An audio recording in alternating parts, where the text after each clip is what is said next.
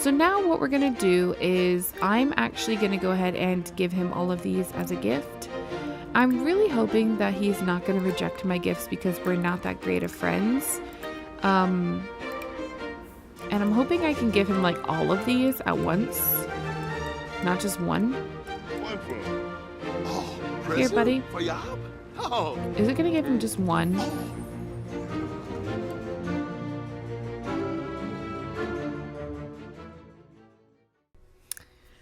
Alright, welcome back to Medieval Empires. We are here with the Ball household.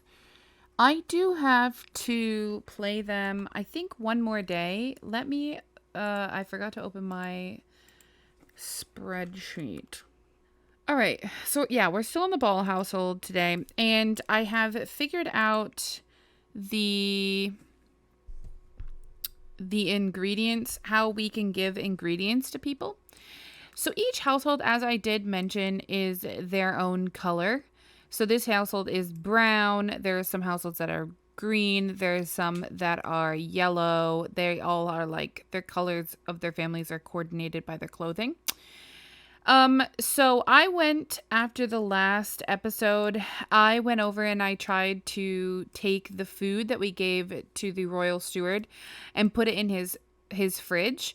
Well, it ended up being that we actually can't do that. So, it's acting as if it's not their property. So what I actually need to do is each family needs to have a box, and I'm going to show you what I mean. In here, there is some boxes that I have for storage.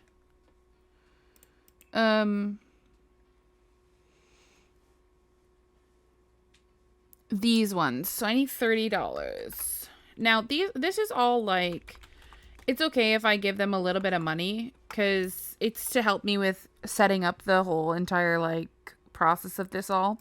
So this is all the different colors here, as you can see. Now it will get confusing because some of them aren't like yellow, but we could do that one maybe for yellow. Anyways, we can see physically that this one here is definitely brown. Okay, so this is definitely brown. There's a pink one, there's a gray one, a green one, a purple, like a teal kind of looking one, a yellow one, a white one. This one is like an aqua. So you could pick one for being like blue, one being like light blue or something. Brown, like a dark gray, a very baby blue kind of looking thing, a black one, and then another white one. Anyways, so this one here, we're gonna put this on our lot real quick, and he can actually walk over to this and he can set a label. So this is gonna be called Royal Steward. Actually, let's just do, because what I'm thinking is,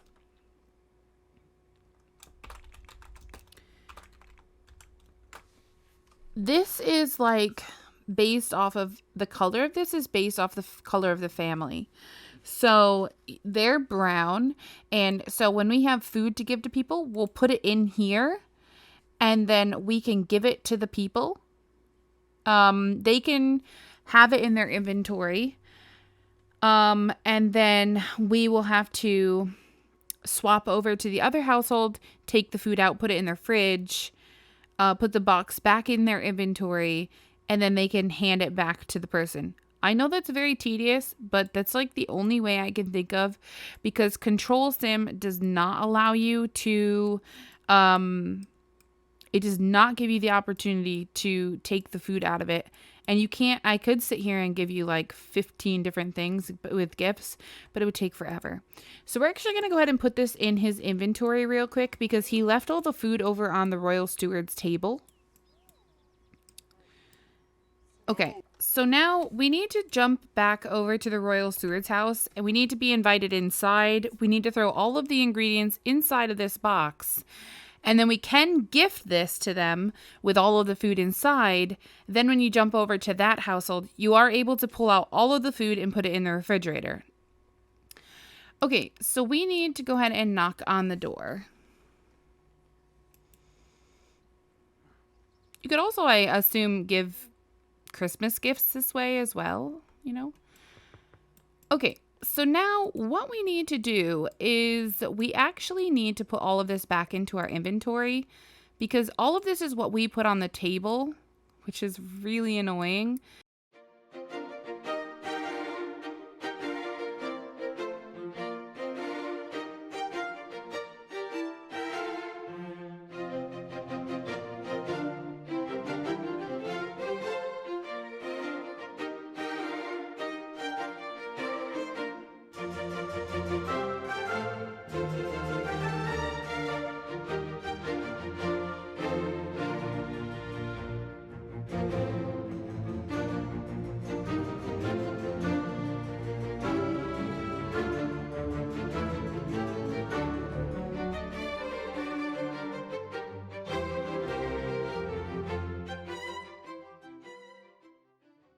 I think I was just trying to test some things out. I tried putting like one of the chests here and seeing if I could access it, but I really couldn't. So yeah, I'm hoping. See, here's another thing. I don't know if I can place it on somebody else's lot and then pick it back up. So this is going to be another test. If we can't, obviously we won't keep it this way. So let's go ahead and place this in the worlds. Okay, so he places it literally right at his feet. And then we can open it all up. We can put all of the ingredients in here that we gave to them for the harvest. Now we can put this back in our inventory.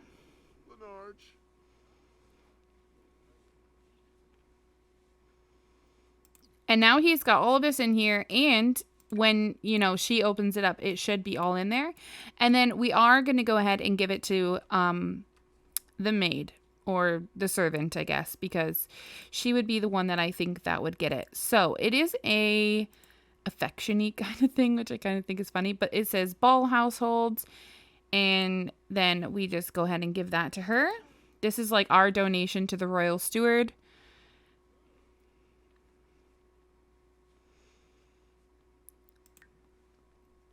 And he does find her attractive if you missed the first episode.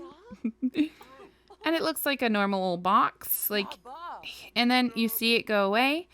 And if I do click on her, and I can show you that it does work, because I did do a little bit of testing in between episodes because I didn't really know how to do this. If I control her, you can see it's here. I can't take anything out of it at this point in time, but if I needed the box back, I could swap households, of course, do it, and then I could put all of the ingredients into the fridge. So we would have an easy way. We'll have an easy way of doing this. And every household is going to get one of these boxes. That way I can keep track of who has donated to the royal steward and who owes. If they owe, she obviously won't have the box in her inventory when we get to her time. If they don't owe, then she will have the box in her inventory. And on their round, I will take the royal steward or his servant, whoever we decide should be doing the dirty work of going back around to the towns or to the townsfolk and giving back the boxes to the rightful owners. That way, in the next time we need to give somebody something, we can go ahead and do it the same way. Now, I'm probably going to also not only have to do this with the royal steward, if somebody wants to, say, buy a specific amount of ingredients, it's going to be difficult because we're probably going to have to keep doing this for all of the households. So having that box is going to be very important. So we're not going to want to let her keep it forever. And honestly, by the end of his round, we should put it back in his inventory and put some food back in it from a new harvest. But this is like the most important one because they do need to always be giving the royal steward food or whatever their family is working on, because it's like their way of paying the royal steward for the land that they live on, kind of, is with whatever service that they provide to the community. So that is why I'm having him give her the free food, and we're not getting any money from it, of course. Now, nobody has showed up to our house for any food as well, so that's also a thing. Yeah. You're catching up on videos? Okay. Okay, so we've given that and everything should be good there. He does not have a bathroom. I noticed when I created this household, I forgot to put in a bathroom. So I am going to have to do that. Though I feel like the royal steward would also use some of the finances that he receives from taxes and things. I think that he would use that also to kind of fully furnish his home, because this should be very, very furnished for the royal family. But yeah, I'll have to fix her bed. Anyways, we're going to go back home because we're done here. We don't actually need to do anything else here. I just needed to pick up the food off the table and give it to her so that we could put it in the fridge, of course. I think there's one in her inventory, but it's okay. I'll just sell it. I'm not that worried about one little thing. It's not that big of a deal. So let's go ahead and have him head back home. We have to pretty much wait for people to walk by or come up to our house or whatever. And the only people that really come up to your house in The Sims 4 are people that personally. So we'll try and have to keep our eye out until we're able to open our own little stalls. That's not allowed for these families. The only people that are allowed to sell, as in like a live-in store or whatever, is the people whom have like a business. Otherwise, it needs to be sold from pocket to pocket. So it's going to be a little bit interesting to see if this can work, but I'm sure we can get it going. So let's go ahead and have her go potty because we don't want to make the gong pit any more full than it already is. So I think everyone should kind of really be trying to watch themselves. We've already had a few mishaps. Why is Dora...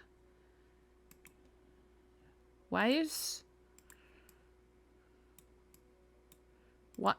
Did we bring her here by accident? Oh, I made her selectable. Oh, shoot. I forgot to make her unselectable. Okay. Don't control Sim. Sorry, Dora.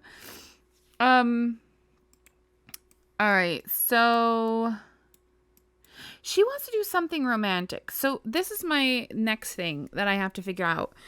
So in the last episode, which is technically the first episode, in the last episode, we made the group here for her, the club for her, and it was medieval teens, and we had her kind of meet some of the other teenagers in the town. She really did favor Osbert Bean, but the problem with Osbert is he is a preteen, and that means that he's actually a little bit younger than her. So my question is, should we have this be like medieval teens, but also have it be young adults who are single so that they could meet those men or women whom need to remarry because they don't have like a wife or whatever, meaning one of them would be her father, which would be kind of weird. I'm not sure how exactly I can do this. I did mention that I might have the royal steward, aka kind of myself, because I feel like he might need to be like, hey, this is a new colony and we need to build the colony or the empire. And so we need people to marry, have kids, grow the population. The only way to do that might be at this stage in this is to arrange marriages between families. So I could look at my spreadsheet and be like, hey, this teenager and this young adult kind of need to mingle because, they're two different families and it would create a whole new family. So it's going to be hard to know exactly whom is going to get with who. I could leave it up to chance, but like in this day and age, the teenagers would be wed off very early on in their in their later teen years. I would say by 16, they should be pretty much moving out with a spouse. So that's something that I need to kind of figure out, because if the kids are a little bit older, I need to figure out who exactly they're going to be getting with, of course. And I might need to kind of like put my hand in a little bit and kind of determine who's going to be with who or whatever. But I'm thinking that the teens should be marrying young adults. And I'm not quite sure how many young adults I actually have on my spreadsheet that are single. Arranged marriages are definitely a big part in this time. Yeah, for sure. So I might need to kind of just arrange the marriages of people. Then there's like the gypsy camp has a bunch of young, they're mainly all young adults, which we could marry our girls into the gypsy camps, which would allow us to have some more families available to take over professions when, you know, specific people pass. So, um, I do think I need to think about that a little bit more. Like, I need to kind of preemptively think about who's going to get with who, kind of. Because I think that we need to kind of know who we're looking for. We can't just all be like, oh, yeah, we're all just going to, you know, find a spouse and not really know who we're looking to get with. So I think Amala here should be, honestly, I think she should be very, very close to getting a spouse, or at least know who her spouse is going to be. I'm not saying they have to be in love, because in this time period, I don't think people that were this like ready to get married or whatever, I don't think that they married for love per se. I think they just married because that was what you needed to do to keep the time, like, your family going. So yeah, I do think so. And we also need to get 300 simoleons to give to Amala for her dowry, because we did say that 300 simoleons is what she needs for her dowry. So we might need to pick someone for Amala to try to marry, because we have no idea who she's marrying at this point. And that's kind of scary to think about, honestly. Cuz I have absolutely no idea who she's going to end up with. I don't know if she's going to be a cow herder, or if she's going to be a fisherman, okay? I have no idea. She does want to also drink a glass of nectar and do something romantic, so that's a possibility as well, of course. Okay, I think you guys should stop, because in the last episode, you guys were at each other's throats, and we don't really need that again. Let's be honest. There's some mushrooms over here. Would we want to grow some strange mushrooms? Sounds sketchy if you ask me.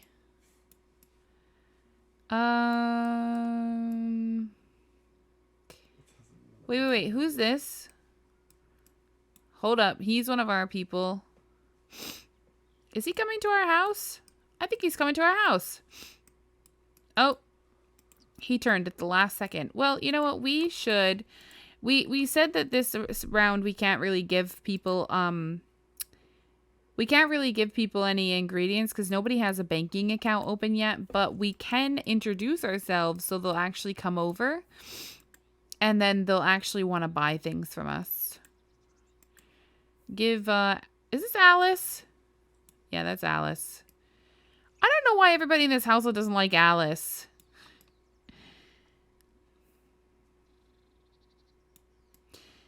Do you think it would make sense of which families would connect through marriage instead of the couple?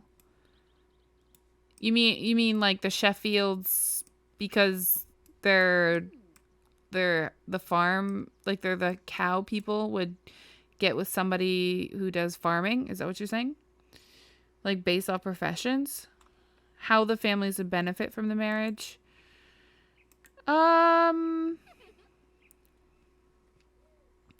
Yeah, that would probably make sense, but I also feel like it would be based off of friendship in a sense back then, because I feel like obviously, you know, he doesn't like Alice, which is the Sheffield family, so I feel like he wouldn't want to benefit them per se, because you know, like he doesn't like them, so I think that also would play into it, but I also think it would be about what would benefit them as well. A farming family would want to join with a family of hunters or butchers, because they sell to the butchers for sure. Is she talking to the corn? This old lady, I swear she's senile. So he's talking to the corn. All right, she's getting very hungry, so let's have her come clean up. And we're going to have Grandma come cook some dinner. And the only thing we can have right now is gruel. Actually, this family can have other things because they're the farmers. So they actually have the vegetables to do this. So we're actually going to make some vegetable stew. Does she not like cooking the meals for us? That's kind of rude.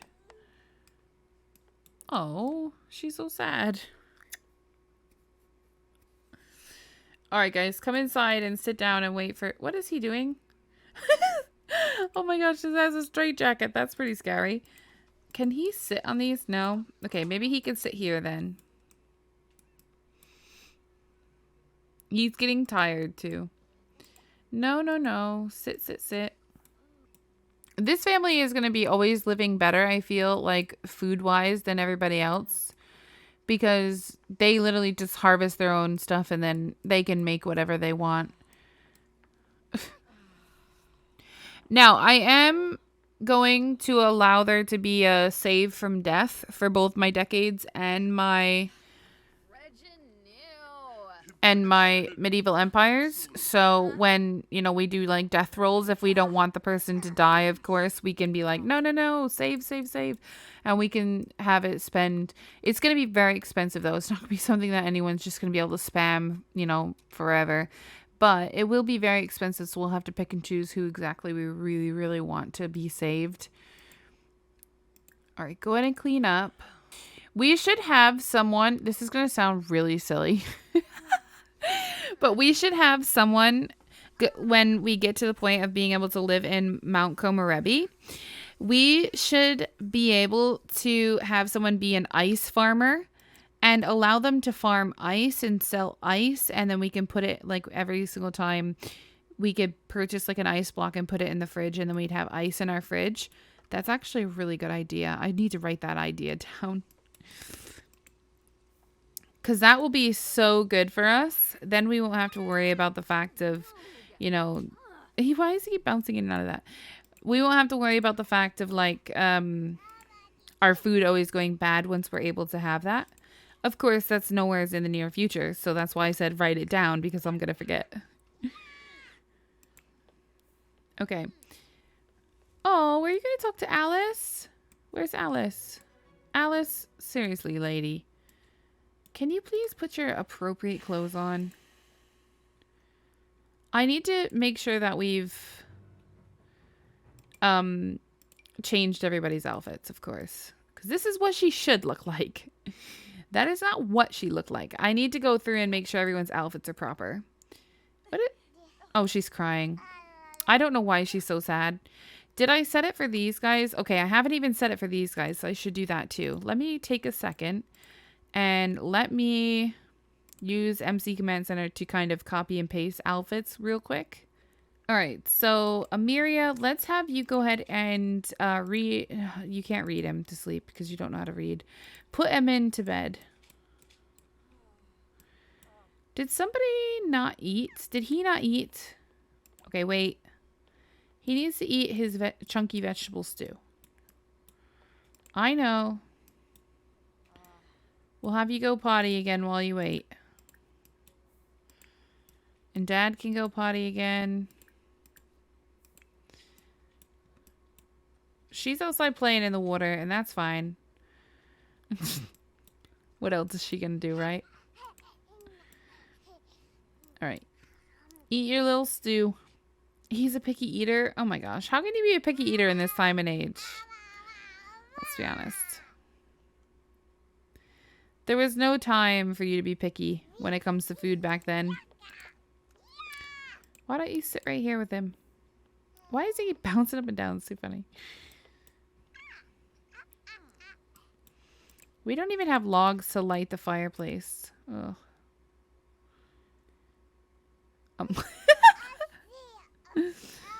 Oh, that's priceless.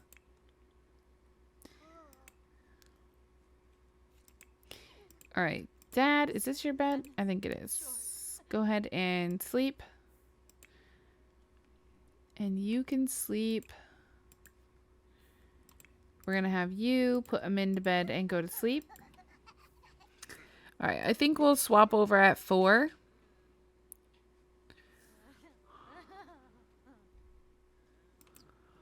Okay. So does anyone have anything in their inventory? She has that. Okay. I just need to make sure that we're taking care of all of this each round. So this here is what we're calling the gong pit. And I think that's all that should be in there. It's just the 2. Now, I'm curious if I swap lots, if that'll still be in there. That's the next question. So we'll need to keep a mental note. If not, I might just have to keep like a mental note of how full it's getting and go from there. Okay, so I think it'll stay in there though, because it's like part of the inventory. It's like an inventory, you know what I'm saying? It's like a box. So I'm thinking it's going to stay in there. All right, let me go ahead and save.